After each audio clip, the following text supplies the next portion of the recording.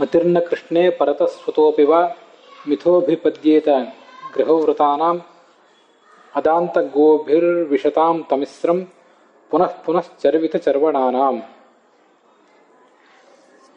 ಅಥಾತಃ ದೇಶಪ್ರಶಂಸಾ ಪ್ರಕರಣಂ ನಾಮ ಪ್ರಕರಣಂ ಭಾಗವತಸಾರೋದ್ಧಾರೆ ಇದಾನೀಂ ಅನುವರ್ತತೆ. ಚತುರ್ದಶೆ ಅಸ್ಮಿನ್ ಪ್ರಕರಣೆ 14ನೆಯ ಈ ಪ್ರಕರಣೆ 90 ಏಕಶತತಮಃ ಭಾಗಃ ಏಕಶತತಮಃ ಶ್ಲೋಕಃ 190ನೆಯ ಶ್ಲೋಕಃ ಅದ್ಯ ಪ್ರವರ್ತತೆ.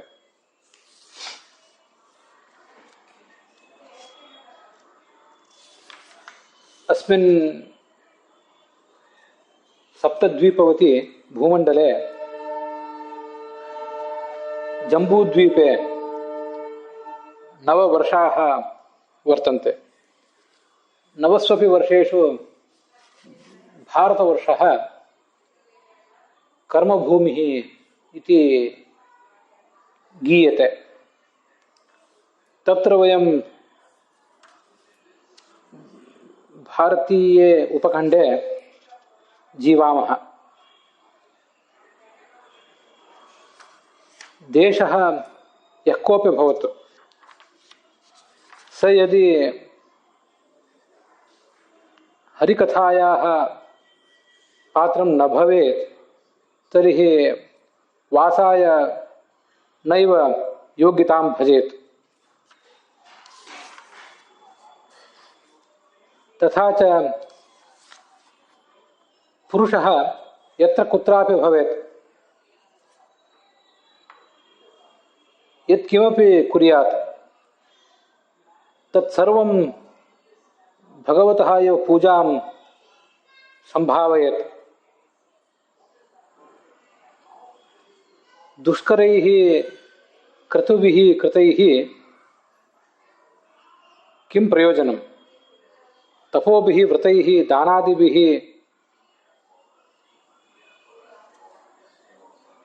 सम्पादितैः किं प्रयोजनं लभ्येत? स्वर्गमपि गत्वा यदि भगवतः पादपङ्कज स्मरणं न लभेत जन्तुः तदा इन्द्रियाणां उत्सवेन सम्पादितेन किं भाग्यं भवेत्? अतः इन्द्रियतृप्त्यर्थं यज्जीवनं जीव्यते तदपेक्षया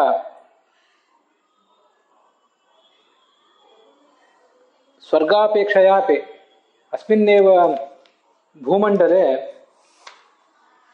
भगवतः कथाः शृण्वन् साधकः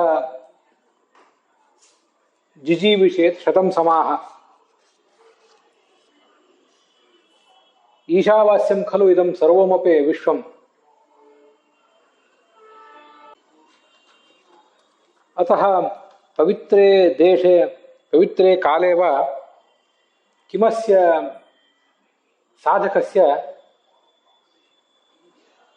विविधैः दुःखैः तातप्यमानस्य करणीयं भवति इत्यस्य प्रश्नस्य भगवतः नामसंकीर्तनमेव अथवा श्रवणं मननं ध्यानमेव वा करणीयम्. एतैरेव कृतैः भगवतः दर्शनं साध्यते इति अस्य प्रकरणस्य सारांशः संगृह्येत. अथेदानीं प्रह्लादः हिरण्यकशिपोः पुत्रः स्वस्य पितरं वदति. ಹಿರಣ್ಯಕಶಿಪುವಿಗೆ ಅವನ ಮಗ ಪ್ರಹ್ಲಾದ ಹೇಳುವಂಥ ಒಂದು ಮಾತಿದೆ.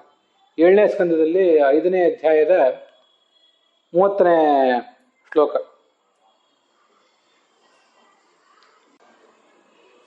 ಈ ಸಂಸಾರದಲ್ಲಿ ಅನೇಕ ಥರದ ಜೀವರು ಬದುಕ್ತಾ ಇದ್ದಾರೆ. ನಮ್ಮ ಸುತ್ತಮುತ್ತಲು ಅಂಥವ್ರು ಕಾಣ್ತಾರೆ.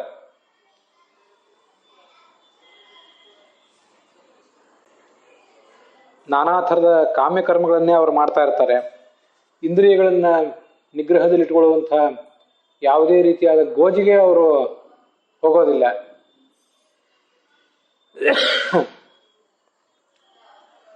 ಇಷ್ಟಾದರೂ ಲೌಕಿಕ ಜೀವನದಲ್ಲಿ ಏನಾದರೂ ಸುಖ ಕಾಣ್ತಾರ? ಸುಖ ಕಾಣೋದಿಲ್ಲ. ಈ ಸಂಸಾರ ಅಂತ ಅನ್ನೋದೊಂದು ನರಕ ಇದ್ದಂತೆ.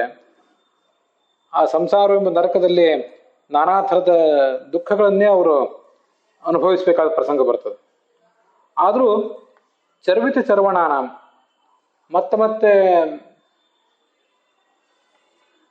ಈ ಹಿಂದೆ ನಾವು ಏನು ಸುಖಗಳನ್ನು ಅನುಭವಿಸಿದ್ದೀವಿ ಅದೇ ಸುಖಗಳನ್ನೇ ಮತ್ತೆ ಅನುಭವಿಸುವಂಥ ಪ್ರಸಂಗ ಈ ಜಗತ್ತು ಅಂದ್ರೆ.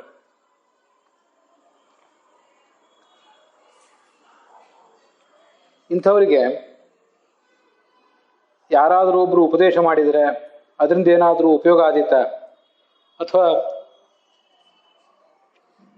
ತಾವಾಗಿ ಏನಾದ್ರು ತಿಳ್ಕೊತಾರ, ಸಜ್ಜನರ ಸಹವಾಸ ಮಾಡಿ ಏನಾದ್ರು ಅಧ್ಯಾತ್ಮದಲ್ಲಿ ಆಸಕ್ತಿ ಬೆಳೆಸ್ಕೋತಾರ? ಏನೂ ಬೆಳೆಸ್ಕೊಳ್ಳೋದಿಲ್ಲ.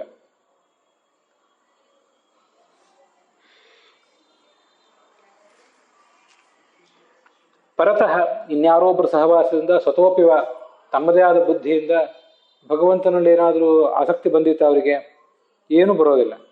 ಗೃಹವ್ರತಾನ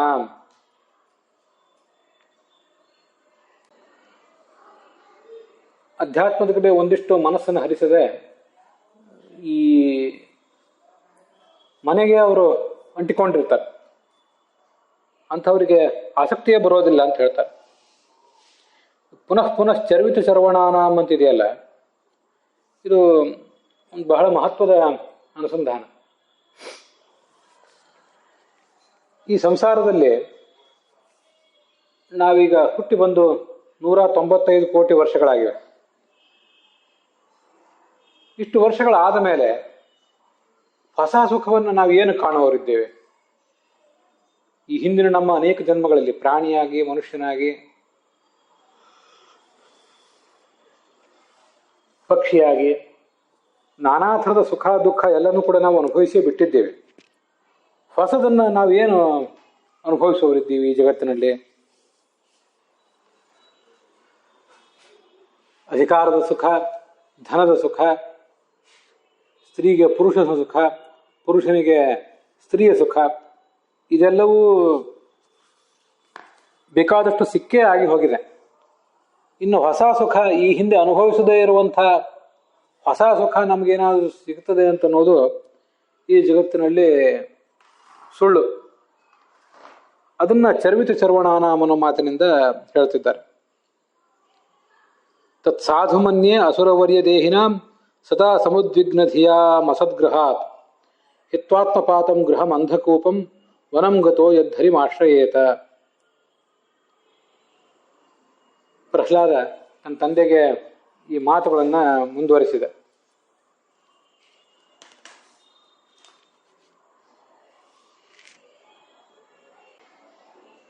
ಅಸದ್ಗ್ರಹಾತ್, ಯಾವತ್ತು ತಪ್ಪಾದ ವಿಚಾರಗಳ ಬಗ್ಗೆ ದುರಾಗ್ರಹ, ಸರಿಯಾದ ವಿಚಾರಗಳು ಇವರು ಮನಸ್ಸಿನಲ್ಲೇ ಬರೋದಿಲ್ಲ. ಸದಾ ಸಮುದ್ವಿಗ್ನ ಧಿಯಾಂ, ಮನಸ್ಸು ಯಾವತ್ತೂ ಉದ್ವಿಗ್ನ, ಅದಕ್ಕೆ ಶಾಂತಿ ಅಂತ ಅನ್ನೋದೇ ಇರೋದಿಲ್ಲ. ಸಮುದ್ವಿಗ್ನ ಧಿಯಾಂ ಅಂತನೋ ಮಾತು ಇಲ್ಲಿ ನಾನು ಭಾಗವತದಲ್ಲಿ ಕೇಳಿದಾಗ, ನಮ್ಮ ಮನಸ್ಸು ಉದ್ವಿಗ್ನವಾಗಿದೆ, ಸಂಸಾರದಲ್ಲಿ ಯಾರು ಆಸಕ್ತರಾಗಿದ್ದಾರೆ ಅವರ ಮನಸ್ಸು ಸ್ವಯಂ ಉದ್ವಿಗ್ನ ಆಗಿದೆ, ಮತ್ತು ಇವರ ದುರ್ವರ್ತನೆಗಳಿಂದ ಇನ್ನೊಬ್ಬರ ಮನಸ್ಸಿಗೆ ಉದ್ವೇಗ ಆಗ್ತದೆ ಅಂತ ಹೀಗೆ ವ್ಯಾಖ್ಯಾನ ಮಾಡಬೇಕು ಅಂತ ಕಾಣಿಸ್ತದೆ. ಯಸ್ಮಾನ್ನೋದ್ವಿಜತೆ ಲೋಕಃ ಲೋಕಾನ್ನೋದ್ವಿಜತೆ ಚಯಃ ಅಂತ ಭಗವದ್ಗೀತೆಯಲ್ಲಿ ಹೇಳುವುದು ಅದನ್ನೇ. ಸಾಧಕನಾದವನು ಹೇಗಿರಬೇಕು ಅಂದ್ರೆ,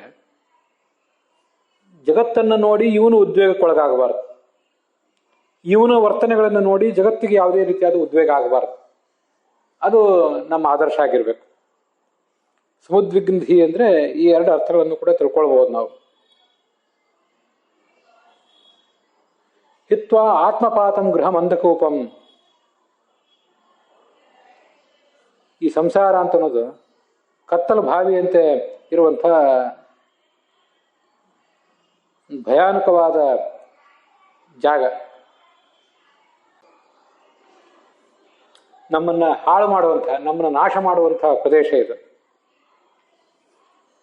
ನಮ್ಮ ವ್ಯಕ್ತಿತ್ವವನ್ನೇ ಹಾಳುಗೆಡುವಂಥ ಪ್ರದೇಶ. ಇಂಥ ಮನೆಯನ್ನು ಬಿಟ್ಟು ಕಾಡಿಗೆ ಹೋಗಿ ಭಗವಂತನನ್ನು ಭಜಿಸುವುದೇ ಯೋಗ್ಯ. ವಸ್ತುತಃ ಕಾಡು ಅಂದರೆ ಕಾಡಲ್ಲ. ನಾಡಿನಲ್ಲೇ ಇದ್ದು ಕೂಡ ಮನುಷ್ಯ ಕಾಡಿನಲ್ಲಿರಬಹುದು. ಕಾಡಿನಲ್ಲಿ ಹೋಗಿ ಇರ್ತೀನಿ ಅಂತ ಭಾವಿಸಿಯೂ ಕೂಡ ನಾಡನ್ನೇ ನೆನಪು ಮಾಡ್ತಾ ಕೂತ್ರೆ ಅವನು ಕಾಡಿನಲ್ಲಿ ಹೋಗಿ ಇದ್ದು ಏನು ಲಾಭ ಆಗೋದಿಲ್ಲ. ದೇಶ ಪ್ರಶಂಸಾ ಪ್ರಕರಣ ಅಂತ ನೋಡ್ತಿದ್ದೇವೆ ನಾವು. ಬಹಳ ಮಹತ್ವದ ವರ್ಣನೆ ಇದು. ದೇಶ ಬಹಳ ಒಳ್ಳೆಯದಿರಬಹುದು, ನಮ್ಮ ದೇಶ ಕರ್ಮಕ್ಷೇತ್ರ ಇರಬಹುದು, ನಮಗೆ ಶ್ರೇಷ್ಠವಾದ ಜನ್ಮ ಬಂದಿದ್ರೂ ಇರಬಹುದು. ಆದರೆ ನಾವು ಮಾಡಬೇಕಾದ ಕಾರ್ಯವನ್ನು ಮಾಡದೆ ಹೋದರೆ ಅದರಿಂದ ಏನು ಲಾಭ? ಈ ದೇಶ ಪ್ರಶಂಸಾ ಪ್ರಕರಣ ಅಂತ ಪ್ರಾರಂಭ ಮಾಡಿ ಮುಂದೆ ಮಾಡಬೇಕಾದ ಕೆಲಸಗಳನ್ನು ಹೇಳಲಿಕ್ಕೆ ಹೊರಟ್ರು. ಅದು ಆ ಎರಡಕ್ಕೂ ಒಂದಕ್ಕೊಂದಕ್ಕೆ ಹೊಂದಾಣಿಕೆ ಇದೆ ಅಂತ ಕಾಣಿಸ್ತದೆ ನನಗೆ.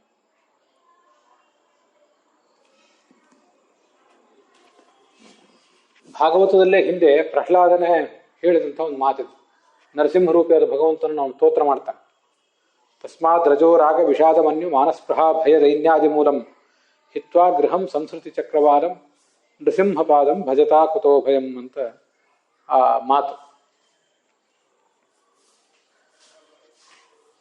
ಇಲ್ಲಿಯೂ ಕೂಡ ಅದೇ ಧಾಟಿಯಲ್ಲೇ ಮಾತು ಬಂತು. ಅದಕ್ಕಾಗಿ ನನಗೆ ಆ ಹಿಂದಿನ ಶ್ಲೋಕ ನೆನಪಿಗೆ ಬರ್ತದೆ. ಹಿತ್ವಾ ಗೃಹಂ ಸಂಸ್ಕೃತಿ ಚಕ್ರವಾಲಂ, ಮನೆಯನ್ನ ಪರಿತ್ಯಾಗ ಮಾಡಿ, ಮನೆಯನ್ನು ಬಿಟ್ಟು ದೂರ ಹೋಗಿ ಅಂತ ಹೇಳ್ತದೆ ಆ ಶ್ಲೋಕ. ಯಾಕೆಂದ್ರೆ ಮನೆ ಅನ್ನೋದು ಸಂಸ್ಕೃತಿ ಚಕ್ರವಾಲ, ನಮ್ಮನ್ನ ಮತ್ತೆ ಮತ್ತೆ ಈ ಸಂಸಾರದಲ್ಲೇ ಕಟ್ಟಿ ಹಾಕುವಂತಹ ಒಂದು ಸುಳಿ ಅದು. ಆ ಸುಳಿಗೆ ಬಿದ್ದರೆ ಅಲ್ಲಿಂದ ಮೇಲೆದ್ದು ಬರುವುದು ಬಹಳ ಕಷ್ಟ. ಯಾರಾದ್ರೂ ನಮ್ಮನ್ನ ಅಲ್ಲಿಂದ ಎತ್ತಿ ಹೊರಗೆ ಹಾಕ್ಬೇಕಷ್ಟೆ.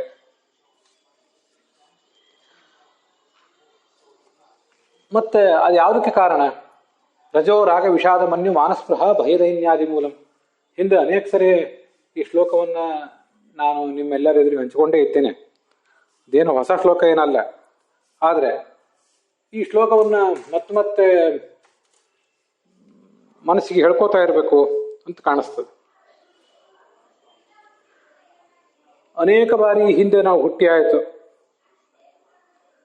ದುಡ್ಡು ಗಳಿಸಬೇಕಾದಂತಹ ವಿದ್ಯಾಭ್ಯಾಸವನ್ನು ಕೂಡ ಪಡ್ಕೊಂಡು ಆಯಿತು, ದುಡ್ಡು ಗಳಿಸಿ ಆಯಿತು, ನಾವು ತಕ್ಕಮಟ್ಟಿಗೆ ಸುಖ ಪಟ್ಟದ್ದು ಆಯಿತು, ಮಕ್ಕಳು ಮೊಮ್ಮಕ್ಕಳಿಗೆ ಮಾಡಿಟ್ಟದ್ದು ಆಯಿತು, ಅವರ ಜೀವನ ಸುಗಮ ಆಗಲಿ ಅಂತ ಭಾವಿಸಿದ್ದು ಆಯಿತು, ಅವರಿಗೆ ಮಾಡಿಕೊಡಬೇಕಾದಂಥ ವಿವಾಹ ಮೊದಲಾದ ಅನುಕೂಲಗಳನ್ನು ಕೂಡ ಮಾಡಿಕೊಟ್ಟದ್ದು ಆಯಿತು. ಎಷ್ಟು ಸರಿ ಮಾಡಿಕೊಟ್ಟಿಲ್ಲ ಈ ವಿಷಯವನ್ನು.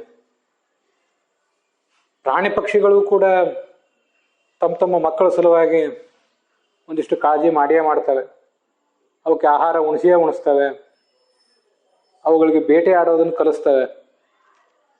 ನಾವು ಕೂಡ ಅಷ್ಟನ್ನೇ ಮಾಡಿದ್ದಾದ್ರೆ ಪ್ರಾಣಿ ಪಕ್ಷಿಗಳಿಗಿಂತ ನಾವು ಅದೆಷ್ಟು ಭಿನ್ನ ಅಂತ ಆದೇವು? ಸ್ವಲ್ಪ ಇದನ್ನು ಆಲೋಚನೆ ಮಾಡಬೇಕು. ಒಂದು ಯಾವುದೋ ಸಂದರ್ಭದಲ್ಲಿ ಮನುಷ್ಯನಿಗೆ ಜೀವನದಲ್ಲಿ ಸ್ಥಿತ್ಯಂತರಗಳು ಬಂದಾಗ ಆಗ ವೈರಾಗ್ಯವನ್ನು ಪಡ್ಕೊಳ್ಳಿಕ್ಕೆ ಇದೊಂದು ಸಕಾಲ ಅಂತ ಭಾವಿಸ್ಬೇಕು ಮನುಷ್ಯ.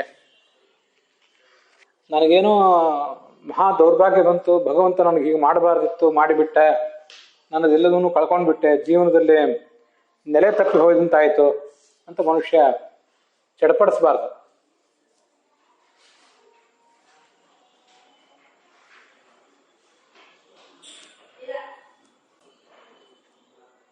ಯಾವುದೋ ಒಂದು ಕಾರಣದಿಂದ ಭಗವಂತ ನಮಗೆ ಒಂದು ಒಳ್ಳೆಯದನ್ನು ಮಾಡಲಿಕ್ಕಾಗಿಯೇ ಇಂತಹ ಸ್ಥಿತ್ಯಂತರವನ್ನು ಜೀವನದಲ್ಲಿ ತಂದಿದ್ದಾನೆ ಅಂತ ಭಾವಿಸಬಹುದು. ಈ ಸಂಸಾರ, ಮನೆ, ಮಠ ಮೊದಲಾದವುಗಳನ್ನು ಒಂದಲ್ಲ ಒಂದು ದಿವಸ ನಾವು ಕಳ್ಕೊಳ್ಳೇಬೇಕು. ಅದರ ಬದಲು ನಾವೇ ಅದನ್ನು ಸೂಕ್ತ ಸಂದರ್ಭ ನೋಡಿ ಬಿಟ್ಟು ಬಿಟ್ಟರೆ ಅದು ನಮ್ಮ ಮನಸ್ಸಿಗೂ ಕ್ಷೇಮಕರ. ಅವಶ್ಯಂ ಯಾತಾರಃ ಚಿರಮುಷಿತ್ವಾಪಿ ವಿಷಯ ಅಂತ ಭಾಗವತವೋ ಮಹಾಭಾರತದಲ್ಲೋ ಎಲ್ಲೋ ಬಂದಿರುವಂಥ ಶ್ಲೋಕ ನಂಗೆ ನೆನಪಿಗೆ ಬರ್ತದೆ. ದೀರ್ಘಕಾಲ ಸುಖ ಅನುಭವಿಸಿದ್ರು ಕೂಡ ಒಂದಲ್ಲ ಒಂದು ದಿವಸ ಈ ಎಲ್ಲ ಭೋಗ ಪದಾರ್ಥಗಳು ಚೇತನ ಅಚೇತನ ಎಲ್ಲವೂ ಕೂಡ ನಮ್ಮ ಕೈ ಬಿಟ್ಟು ಹೋಗಲೇಬೇಕು. ನಮಗೆ ಇಷ್ಟ ಇಲ್ಲದೆ ಇದ್ದಾಗಲೂ ಅವು ಕೈ ಬಿಟ್ಟು ಹೋದರೆ ಆಗ ನಮಗೆ ಅವು ದುಃಖಕ್ಕೆ ಕಾರಣ ಆಗ್ತವೆ. ಆದರೆ ಒಂದು ಸೂಕ್ತ ಸಂದರ್ಭ, ಕಾಲ ಪಕ್ವ ಆಗಿರುವುದನ್ನು ಗಮನಿಸಿ ನಾವೇ ಅವುಗಳನ್ನು ಬಿಟ್ಟುಬಿಟ್ರೆ ಆವಾಗ ಅವು ಹೋದರೂ ಕೂಡ ನಮಗೆ ದುಃಖ ಆಗೋದಿಲ್ಲ. ಇದನ್ನ ಭಾಗವತದಲ್ಲಿ ನಾವು ಕಾಣಬೇಕು. ಹಿತ್ವಾ ಗೃಹಂ ಸಂಸ್ಕೃತಿ ಚಕ್ರವಾಲಂ, ಆ ಮನೆಯನ್ನು ಬಿಟ್ಟು ಬಿಡಬೇಕು ಅಂತ. ಯಾಕೆಂದ್ರೆ ರಜಃ ರಾಗ ಅಂದ್ರೆ ಆಸೆ, ರಜೋಗುಣ, ವಿಷಾದ ಅಂದ್ರೆ ದುಃಖ, ಮನ್ಯು ಅಂದ್ರೆ ಕೋಪ, ಭಯ, ದೈನ್ಯ, ಇದಕ್ಕೆಲ್ಲದಕ್ಕೂ ಮೂಲ ನಮ್ಮಿಂದ ಇನ್ನೊಬ್ಬರಿಗೆ ತೊಂದರೆ, ಇನ್ನೊಬ್ಬರಿಂದ ನಮಗೆ ತೊಂದರೆ, ಇವೆರಡೇ ಸಂಸಾರದಲ್ಲಿ ಆಗೋದು. ಇದೆಲ್ಲದಕ್ಕೂ ಮೂಲ ಕಾರಣ ಈ ಸಂಸಾರ ಅಂದ್ರೆ. ಅನೇಕ ದುಃಖಗಳನ್ನ ನಾವು ನಮ್ಮ ಸುತ್ತಮುತ್ತಲಿನ ಜಡ ಚೇತನಗಳಿಂದ ಹೊಂದಿದ್ದೇವೆ, ಸುಖವನ್ನು ಹೊಂದಿದ್ದೇವೆ, ಇಲ್ಲ ಅಂತಲ್ಲ. ಸುಖ ಆಗೇ ಇಲ್ಲ ಅಂತ ಏನಿಲ್ಲಲ್ಲ, ಸುಖದ ಕ್ಷಣಗಳು ಬೇಕಾದಷ್ಟು ಬಂದಿವೆ ಅಲ್ಲ ನಮ್ಮ ಜೀವಮಾನದಲ್ಲಿ. ಹಾಗೆ ದುಃಖದ ಕ್ಷಣಗಳು ಬಂದಿವೆ. ಆ ದುಃಖಕ್ಕೆ ನಮ್ಮ ಸುತ್ತಮುತ್ತಲಿರುವಂಥ ಈ ಜಡ ಚೇತನ ಇವೆಲ್ಲವೂ ಕೂಡ ಕಾರಣ ಆಗೇ ಇವೆ. ಅನೇಕ ಬಾರಿ ನಮ್ಮಿಂದಾಗಿ ನಮ್ಮ ಸುತ್ತಮುತ್ತಲಿರುವಂಥ ಚೇತನಿಗೂ ಕೂಡ ದುಃಖ ಆಗಿದೆ. ನಮ್ಮ ಸುಖಕ್ಕಾಗಿ ನಮ್ಮ ಸುತ್ತಲಿರುವಂಥ ಜಡಗಳಿಗೆ, ಪೃಥ್ವಿ, ಅಪ್ಪು, ತೇಜಸ್ಸು, ವಾಯು, ಆಕಾಶ ಮೊದಲಾದವುಗಳಿಗೆಲ್ಲ ಸಾಕಷ್ಟು ನಾವು ಧಕ್ಕೆ ಒದಗಿಸಿದ್ದೇವೆ, ಅವುಗಳನ್ನೆಲ್ಲ ಮಲಿನ ಮಾಡಿದ್ದೇವೆ. ಅಂತೂ ನಮ್ಮಿಂದ ಇನ್ನೊಬ್ಬರಿಗೆ ತೊಂದರೆ, ಇನ್ನೊಬ್ಬರಿಂದ ನಮಗೆ ತೊಂದರೆ ಈ ಸಂಸಾರ ಅಂದ್ರೆ. ಇದನ್ನು ಬಿಟ್ಟು ಬಿಡಿ. ನೃಸಿಂಹ ಪಾದಂ ಭಜತಾ ಕುತೋ ಭಯಂ, ಭಗವಂತನ ಪಾದ ಅದು ಅಕುತೋ ಭಯ.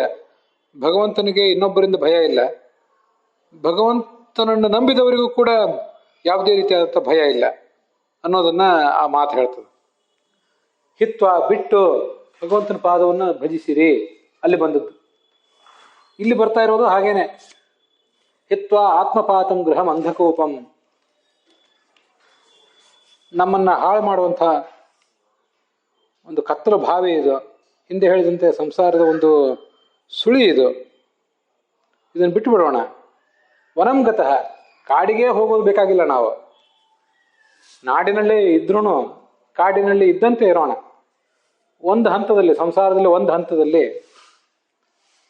ನಮ್ಮನ್ನು ಕಟ್ಟಿ ಹಾಕಿದಂಥ ಏನು ನಿರ್ಬಂಧಗಳಿವೆ, ಅದು ಜಡದ ನಿರ್ಬಂಧ ಇರ್ಬೋದು, ಚೇತನದ ನಿರ್ಬಂಧ ಇರ್ಬೋದು, ಅದರಿಂದ ಬಿಡಿಸ್ಕೊಳ್ಳೋಣ.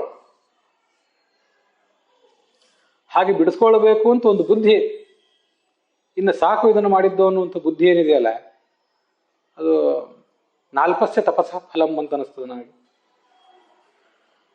ಎಲ್ಲರಿಗೂ ಅಂಥ ಮನಸ್ಸು, ತೃಪ್ತಿಯಿಂದ ಕೂಡಿದಂಥ ಮನಸ್ಸು ಎಲ್ಲ ಸಂದರ್ಭದಲ್ಲೂ ಬರೋದಿಲ್ಲ. ಅನೇಕ ಜನ್ಮಗಳ ಸಾಧನೆ ಇದ್ದರೆ ಅದರ ಫಲವಾಗಿ ಮುಂದೆ ಯಾವುದೋ ಒಂದು ಜನ್ಮದಲ್ಲಿ ಇದ್ರ ಬಗ್ಗೆ ಒಂದು ಅಲಂಬುದ್ಧಿ, ಸಾಕಿನ್ನ ಇದು ಅನ್ನುವಂಥ ಆಲೋಚನೆ ಬಂದಿತ್ತು. ಅದನ್ನೇ ಮುಂದೆ ಹೇಳ್ತಾರೆ. ಶಿಲೋಂಚ್ಛವೃತ್ಯ ಪರಿತುಷ್ಟ ಚಿತ್ತ ಧರ್ಮಂ ಮಹಾಂತಂ ವಿರಜಂ ಜುಷಾಣಃ ಮೈ ಅರ್ಪಿತಾತ್ಮ ಗೃಹ ಏವ ತಿಷ್ಠನ್ ನಾತಿ ಪ್ರಸಕ್ತ ಸಮುಪೈತಿ ಶಾಂತಿಂ ಅಂತ.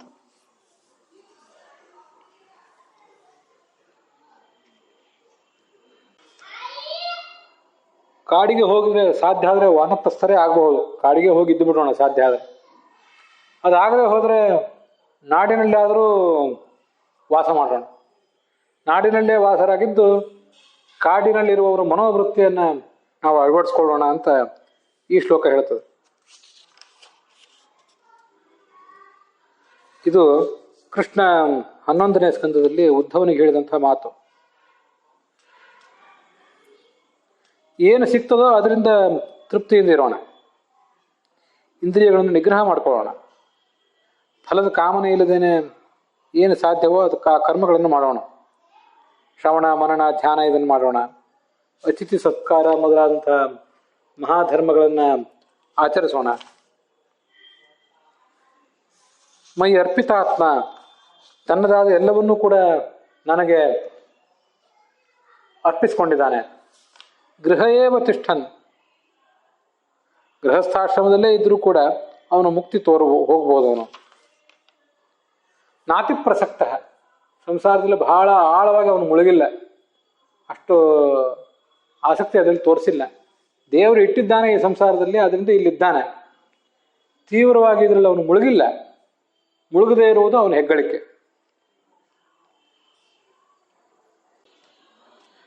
ಹೀಗಿದು ಭರತ ಭೂಮಿಯಲ್ಲಿ ಹುಟ್ಟಿ ಸಾಧಕರಾದವರು ಮೋಕ್ಷ ಸಾಧನೆ ಮಾಡ್ತಾರೆ. ನಿಷಿದ್ಧವಾದ ಪದಾರ್ಥಗಳ ಬಗ್ಗೆ ಅವರು ಗಮನನೇ ಕೊಡೋದಿಲ್ಲ. ಇಲ್ಲಿ ಹುಟ್ಟಿದ ಮೇಲೆ, ಈ ಪವಿತ್ರವಾದ ಭೂಮಿಯಲ್ಲಿ ಹುಟ್ಟಿದ ಮೇಲೆ, ಮನೆಯಲ್ಲಿ ವಾಸ ಮಾಡಿದ್ರು, ಕಾಡಿನಲ್ಲಿ ವಾಸ ಮಾಡಿದ್ರು, ಎರಡೂ ಯೋಗ್ಯನೇ. ಆದರೆ ಎರಡನ್ನೂ ಒಬ್ಬರೇ ಮಾಡ್ಲಿಕ್ಕೆ ಸಾಧ್ಯ ಆಗೋದಿಲ್ಲ.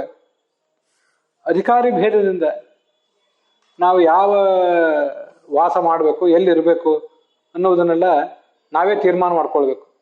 ಕೆಲವು ಬಾರಿ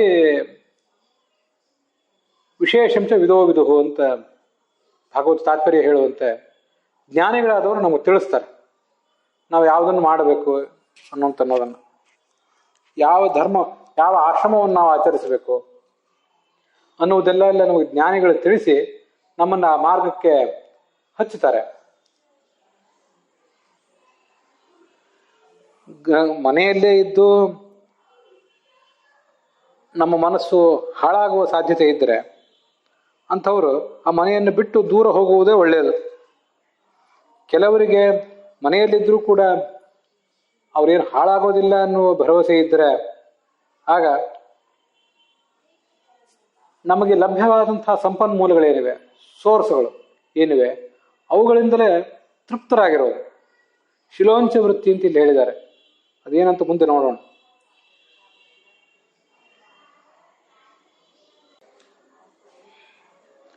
ಆದ್ದರಿಂದ ವನವಾಸನೆ ಮಾಡಬೇಕು ಅಂತ ಕಡ್ಡಾಯವೇನಿಲ್ಲ. ಆದರೆ ಏನು ಸಿಗ್ತದೋ ಅದರಿಂದ ತೃಪ್ತಿ ಪಡುವುದು ಮುಖ್ಯ.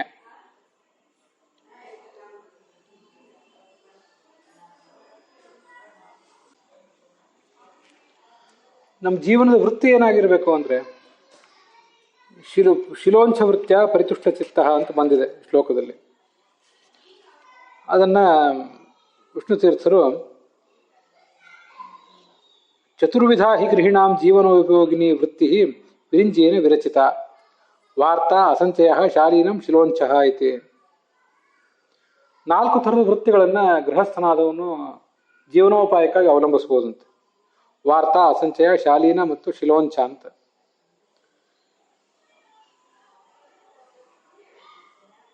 ತತ್ರ ಯಾಯಾವರ ಪರ್ಯಾಯ ಭೈಕ್ಷಚರ್ಯ ವಿಶೇಷ ವಾರ್ತಾ. ಯಾಯಾವರ, ಇದು ನಾವು ಕನ್ನಡದಲ್ಲೂ ಕೂಡ ಕೇಳಿರ್ತೀವಿ. ಕನ್ನಡ ಮಾತಾಡುವವರು ಈ ಶಬ್ದವನ್ನು ಕೇಳಿರ್ತಾರೆ. ಮನೆ ಮನೆಗೆ ಭಿಕ್ಷೆ ಬೇಡಿ ಉಣ್ಣೋದು. ಗೃಹಸ್ಥನು ಕೂಡ ಆ ಥರ ಭಿಕ್ಷೆ ಬೇಡಿ ಉಣ್ಣಬಹುದು. ಜೀವನದ ಬೇರೆ ಮೂಲ ಇಲ್ಲದೆ ಹೋದರೆ, ಬದುಕಕ್ಕೆ ಬೇರೆ ಮೂಲ ಇಲ್ಲದೆ ಹೋದರೆ, ಅಥವಾ ಬೇರೆ ಮೂಲವನ್ನು ಅವಲಂಬಿಸುವ ಅಪೇಕ್ಷೆ ಇಲ್ಲ, ತೀರಾ ಸರಳವಾಗಿ ಅಧ್ಯಾತ್ಮಕ್ಕಾಗಿಯೇ ಬದುಕು, ಬೇರೆದನ್ನು ಮಾಡಲಿಕ್ಕೆ ಅಪೇಕ್ಷೆ ಇಲ್ಲ, ಜೀವನೋಪಾಯಕ್ಕಾಗಿ ಒಂದು ಭದ್ರವಾದ ವೃತ್ತಿಯನ್ನು ಅವಲಂಬಿಸ್ಲಿಕ್ಕೆ ಅಪೇಕ್ಷೆ ಇಲ್ಲದೆ ಹೋದರೆ ಆವಾಗ ಭಿಕ್ಷೆಯನ್ನೇ ಅವಲಂಬಿಸ್ಬೋದು. ಅದನ್ನೇ ಯಾಯಾವರ ಅಂತಾರೆ. ಯಾಕೆಂದರೆ ನಾವು ಜೀವನೋಪಾಯಕ್ಕಾಗಿ ಈಗ ನಾನಾ ಥರದ ವೃತ್ತಿಗಳನ್ನು ಮಾಡ್ತಾ ಇದ್ದೇವೆ. ಇದು ನಮಗೆಲ್ರಿಗೂ ಗೊತ್ತಿದೆ. ಕೆಲವರು ಉದ್ಯೋಗ ಮಾಡ್ತಾರೆ, ಕೆಲವರು ವ್ಯವಹಾರ ಮಾಡ್ತಾರೆ, ವ್ಯಾಪಾರ, ಕೃಷಿ ಮೊದಲಾದವನ್ನೆಲ್ಲ ಮಾಡ್ತಾರೆ. ಅದಕ್ಕಾಗಿ ನಮ್ಮ ಸಮಯ ಎಷ್ಟು ಹೋಗ್ತದೆ ಅದು ನಮಗೆಲ್ಲ ಗೊತ್ತಿದೆ. ಸಮಯ ಹೋಗ್ತದೆ, ಮಧ್ಯೆ ಮಧ್ಯೆ ನಾವು ಅಧ್ಯಾತ್ಮವನ್ನು, ಧರ್ಮವನ್ನು ಆಚರಿಸ್ಬೇಕಾಗಿತ್ತು ಅಂತ ಆಲೋಚನೆ ಮಾಡ್ತೀವಿ. ಆದರೆ ಅದು ಕೈಯಿಂದ ಆಗ್ತಿರೋದಿಲ್ಲ. ಯಾಕೆಂದರೆ ಜೀವನದಲ್ಲಿ ನಮ್ಮ ದಿನದ ಬಹು ಸಮಯ ಗಳಿಕೆಗಾಗಿ ಪ್ರಯತ್ನ ಪಡೋದರಲ್ಲಿ, ಮತ್ತು ಆ ಗಳಿಸಿದ್ದನ್ನು ಉಪಯೋಗ ಮಾಡಿಕೊಂಡು ಐಷಾರಾಮಿ ಪದಾರ್ಥಗಳನ್ನು ಕೊಂಡುಕೊಂಡು ಸುಖ ಪಡೋದರಲ್ಲಿ, ಇದರಲ್ಲೇ ಹೋಗ್ತಿರ್ತದೆ. ಸುಖ ಪಡ್ಲಿಕ್ಕಾಗಿ ಪ್ರಯತ್ನ ಪಡೋದು ಇದರಲ್ಲೇ ಹೋಗ್ತಿರ್ತದೆ. ಸಮಯ ಬಹಳ ವ್ಯರ್ಥ ಆಗ್ತದೆ. ಅಲ್ಪಶ್ಚ ಕಾಲವೋ ಬಹವಶ್ಚ ವಿದ್ಯಾ. ನಾವು ಬದುಕಿರೋದು ಬಹಳ ಕಡಿಮೆ, ಆದರೆ ನಾವು ತಿಳಿಬೇಕಾಗಿರೋದು ಬಹಳ ಇದೆ, ಸಾಧಿಸಬೇಕಾಗಿರೋದು ಬಹಳ ಇದೆ. ಏರಬೇಕಾದ್ರೆ ಎತ್ತರ ಬಹಳ ದೊಡ್ಡದಿದೆ. ಈ ಎಚ್ಚರ ಇದ್ದಾಗ ಸಮಯ ಕಳೆದು ಹೋಗ್ತಾ ಇದೆ ಅಂತ ದುಃಖಕ್ಕೆ ಕಾರಣ ಆಗ್ತದೆ. ಇಲ್ಲದೆ ಹೋದರೆ ಅದು ದುಃಖಕ್ಕೆ ಕಾರಣ ಆಗೋದಿಲ್ಲ. ಏರಬೇಕಾದ ಎತ್ತರದ ಅರಿವೇ ಇಲ್ಲದೆ ಇದ್ದವರಿಗೆ ಸಮಯ ಹೋಗ್ತಿದೆ ಅಂತನ್ನುವುದು ದುಃಖಕ್ಕೆ ಕಾರಣ ಆಗೋದಿಲ್ಲ. ದಾಸರಿಗೆ ದುಃಖಕ್ಕೆ ಕಾರಣ ಆಗಿತ್ತು. ಹ್ಯಾಂಗೆ ಮಾಡಲಯ್ಯ ಕೃಷ್ಣ ಹೋಗುತ್ತಿದೆ ಆಯು ವ್ಯರ್ಥ ಅಂತ ಅವರು ಹಳಹಳಿಸಿದ್ರು.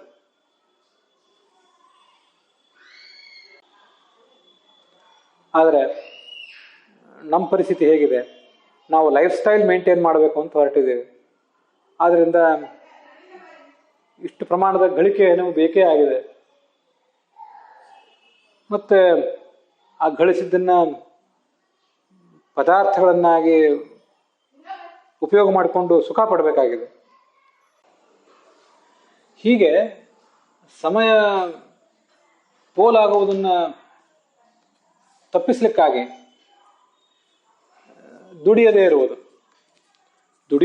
ಅಂದರೆ ದುಡ್ಲಿಕ್ಕೆ ಶಕ್ತಿ ಇಲ್ಲ ಅಂತಲ್ಲ, ಭಿಕ್ಷೆ ಬೇಡುವುದು ಈ ದೃಷ್ಟಿಯಿಂದ ಅವಮಾನದ ಸಂಗತಿಯೂ ಅಲ್ಲ. ನಮಗೆ ದುಡಿಯುವುದು ಬೇಕಾಗಿಲ್ಲ. ಜೀವನಕ್ಕಾಗಿ ಎಷ್ಟು ಬೇಕೋ ಅಷ್ಟನ್ನು ಭಿಕ್ಷೆಯಿಂದ ನಾವು ಭಿಕ್ಷೆ ಬೇಡಿ ಪಡ್ಕೋತೇವೆ. ಉಳಿದ ಸಮಯವನ್ನು ಹಾಳು ಮಾಡೋದಿಲ್ಲ. ನಾವು ಶ್ರವಣ ಮನನ ಧ್ಯಾನಕ್ಕೆ ಉಪಯೋಗ ಮಾಡ್ತೀವಿ ಅನ್ನುವಂಥ ಒಂದು ಕಮಿಟ್ಮೆಂಟ್ ಇದ್ದರೆ ಅದನ್ನ ಭಿಕ್ಷಾ ಬೇಡುವಿಕೆ ಅಥವಾ ಯಾಯಾವರ ಅಂತ ಕರೀತಾರೆ. ಇನ್ನೊಂದು ಅಸಂಚಯ ಅಂತಿದೆ.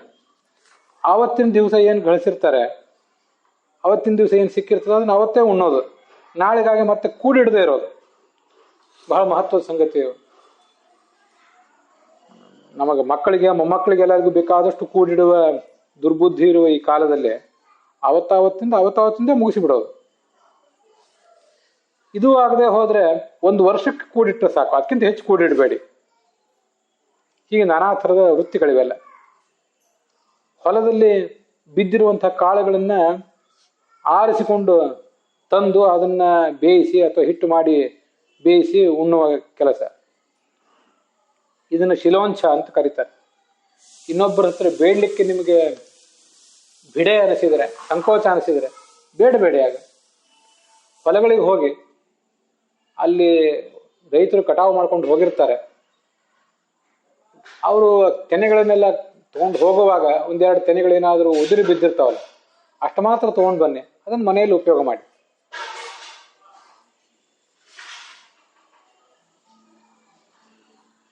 ತೆನೆಗಳನ್ನು ತರುವುದು ಒಂದು, ಅದರಲ್ಲಿ ತೆನೆಗಳನ್ನೇ ಪೂರ್ಣವಾಗಿ ತರುವಂತಿಲ್ಲ. ತೆನೆಗಳನ್ನೇ ರೈತರು ಕಣ್ತಪ್ಪಿ ಬಿಟ್ಟು ಹೋಗಿದ್ರೆ ಅದನ್ನು ನಾವು ಹೊತ್ಕೊಂಡು ಬಂದ್ರೆ ರೈತರಿಗೆ ಅನ್ಯಾಯ ಆದಿತ್ತು.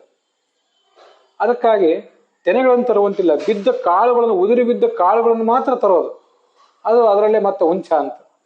ಹೀಗೆ ಬದುಕೋದು. ಇದಕ್ಕೆ ಇಂಗ್ಲಿಷ್ನಲ್ಲಿ ಮಿನಿಮಲಿಸಮ್ ಅಂತ ಕರೀತಾರೆ. ತುಂಬಾ ಸುಂದರವಾದಂತಹ ಒಂದು ಶಬ್ದ ಅದು.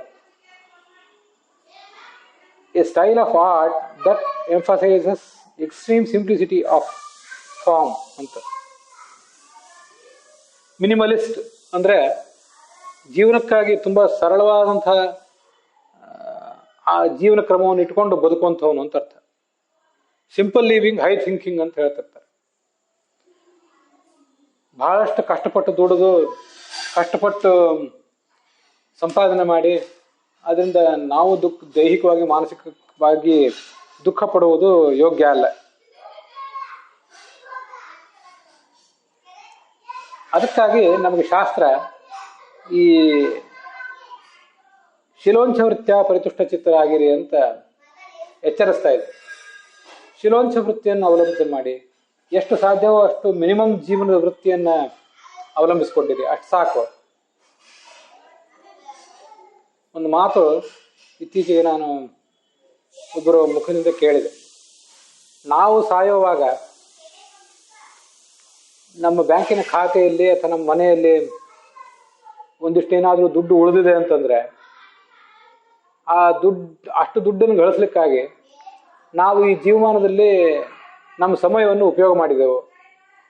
ಆ ದುಡ್ಡು ನಮಗೆ ಬೇಕಾಗಿರಲಿಲ್ಲ. ನಾವು ಸತ್ತು ಹೋಗುವಾಗ ಆ ದುಡ್ಡು ನಮಗೆ ಬೇಕಾಗಿರೋದಿಲ್ಲ. ಈ ಜೀವಮಾನದಲ್ಲಿ ನಾವಿದ್ದಾಗ ಏನು ಗಳಿಸಿದೆವೋ, ನಾವಿದ್ದಾಗ ಏನು ಅನುಭವಿಸಿದೆವೋ ಅಷ್ಟು ಮಾತ್ರ ನಾವು ಬೇಕಾಗಿತ್ತು. ಅದಕ್ಕಾಗಿ ನಾವು ದುಡ್ದಿದ್ರೆ ಸಾಕಾಗಿತ್ತು. ನಾವು ಸತ್ತು ಹೋಗುವಾಗ ಯಾವ ದುಡ್ಡು ನಮಗೆ ಬೇಕಾಗಿಲ್ಲವೋ, ಯಾವ ದುಡ್ಡನ್ನು ಉಳಿಸಿ ಹೋಗ್ತಾ ಇದ್ದೀವೋ ಅದು ನಮಗೆ ಬೇಕಾಗಿಲ್ಲ ಅಂತ ಅರ್ಥ. ಅದಕ್ಕಾಗಿ ನಾವು ದುಡ್ದಿದ್ದೀವಿ ಅಂತ ಅರ್ಥ.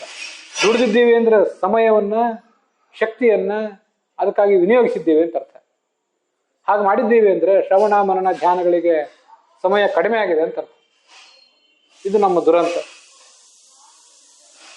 ಅದಕ್ಕಾಗಿ ನಮಗೆ ಶಾಂತಿ ಇಲ್ಲದಂತಾಗಿರೋದು. ಹೀಗೊಂದು ಕಡೆ ನಾನು ಓದಿದ್ದೆ, ಇಲ್ಲಿ ಕೇಳಿದ್ದೆ. ಆಸ್ಟ್ರೇಲಿಯಾ ದೇಶದ ನರ್ಸ್ ಒಬ್ಬಳು ಒಂದು ಆಸ್ಪತ್ರೆಯಲ್ಲಿ ಕೆಲಸ ಮಾಡ್ತಿದ್ದವಳು. ಅನೇಕ ಜನ ರೋಗಿಗಳು, ತಮ್ಮ ಮರಣಶೈಲಿಯಲ್ಲಿರುವಂಥ ರೋಗಿಗಳನ್ನೆಲ್ಲ ನೋಡಿದವಳು. ಆ ರೋಗಿಗಳನ್ನೆಲ್ಲ ಒಂದು ಬಾರಿ ಸಮೀಕ್ಷೆಗೆ ಒಳಪಡಿಸಿದ್ಲಂತೆ. ಅವರ ಅಂತ್ಯಕಾಲದ ಭಾವನೆಗಳು ಹೇಗಿದ್ದವು.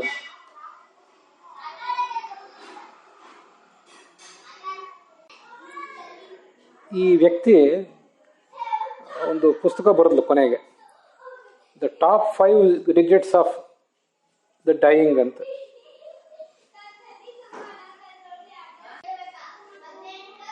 ಇವಳ ಹೆಸರು ಬ್ರೋನಿ ವೇರ್ ಅಂತ, ಮಹಿಳೆ ಇದ್ದಿರ್ಬೇಕೀಗ ನನ್ನ ನೆನಪಿನ ಪ್ರಕಾರ. The top 5 regrets of the dying ಅಂತ ಆ ಪುಸ್ತಕದ ಹೆಸರು. 5 ಭಾವನೆಗಳು, ಸಾಯೋ ಕಾಲದ 5 ವಿಷಾದಗಳು. I wish I had the courage to live a life true to myself, not the life others expected of me. ಮೊದಲನೇ ಭಾವನೆ, ನನಗೆ ಏನು ಅಪೇಕ್ಷೆ ಇದೆಯೋ, ನನಗೆ ಹೇಗೆ ಬಯಕೆ ಇತ್ತೋ ಹಾಗೆ ನಾನು ಬದುಕಬೇಕಾಗಿತ್ತು. ಹಾಗೆ ಬದುಕೋ ಧೈರ್ಯ ನನಗೆ ಬರಬೇಕಾಗಿತ್ತು. ಇನ್ನೊಬ್ಬರು ಅಪೇಕ್ಷೆ ಪಡುವಂತೆ ನಾನು ಬದುಕಬೇಕಾಗಿರಲಿಲ್ಲ ಅಂತನ್ನೋದು ಮೊದಲನೇದು. I wish I had not work so hard ಅಂತ ಎರಡನೇದು. ಇಷ್ಟು ಕಷ್ಟಪಟ್ಟು ನಾನು ದುಡಿಬಾರ್ದಾಗಿತ್ತು, ಯಾಕೆ ದುಡಿದೆ ಅಂತನ್ನೋದು ಎರಡನೇದು. I wish I had the courage to express my feelings. ನನ್ನ ಭಾವನೆಗಳನ್ನು ಸ್ಪಷ್ಟವಾಗಿ ಹೇಳುವ ಶಕ್ತಿ ನನಗೆ ಇರಬೇಕಾಗಿತ್ತು, ಇರಲಿಲ್ಲ ಅನ್ನೋದು ಮೂರನೇದು. I wish I had stayed in touch with my friends. ನಾನು ಕೆಲಸ ಮಾಡುವ ಭರದಲ್ಲಿ ನನ್ನ ಆಪ್ತೇಷ್ಟರ ಜೊತೆಗೆ ಕಾಲ ಕಳೆಯುವುದನ್ನೇ ಮರೆತೆ. ಯಾವತ್ತೂ ಅವ್ರ ಸಂಪರ್ಕದಲ್ಲಿ ನಾನು ಇರಬೇಕಾಗಿತ್ತು. ಅದಕ್ಕೆ ಅರ್ಥ ಪ್ರಾಯ. ಇದು ನಾಲ್ಕನೇದು. I wish I had let my self B happier. ಐದನೇದು. ಇನ್ನೂ ಸಂತೋಷವಾಗಿರಬೇಕಾಗಿತ್ತು ನಾನು, ಆ ಸಂತೋಷವಾಗಿರುವ ಅವಕಾಶವನ್ನು ಕಳ್ಕೊಂಡೆ ಅಂತಿದ್ದು ಐದನೇದು. ಅದು ಆ ಕಡೆ ಇರಲಿ, ಉಳಿದದ್ದು ನಮಗೆ ಮುಖ್ಯ ಅಲ್ಲ. ಈ ಎರಡನೇದು ನಂಗೆ ಬಹಳ ಮಹತ್ವದ್ದಾಗಿ ಕಾಣೋದು. I wish I had not worked so hard ಅಂತ. ಇಷ್ಟ್ಯಾಕೆ ಕಷ್ಟಪಟ್ಟು ನಾನು ದುಡಿದು ನನಗೆ ಏನು ನೆಮ್ಮದಿ ಸಿಕ್ತು? ಸಿಂಪಲ್ ಲಿವಿಂಗ್ ಆಗಲಿಲ್ಲ, ಹೈ ಥಿಂಕಿಂಗ್ ಆಗಲಿಲ್ಲ. ಹಾಗಾಗಿ ನಾನು ಬದುಕಿದ್ದಕ್ಕೆ ಏನು ಲಾಭ ಅಂತ ಚಡಪಡಿಸುವ ಪ್ರಸಂಗ ನಮಗೆ ಬರಬಾರದು.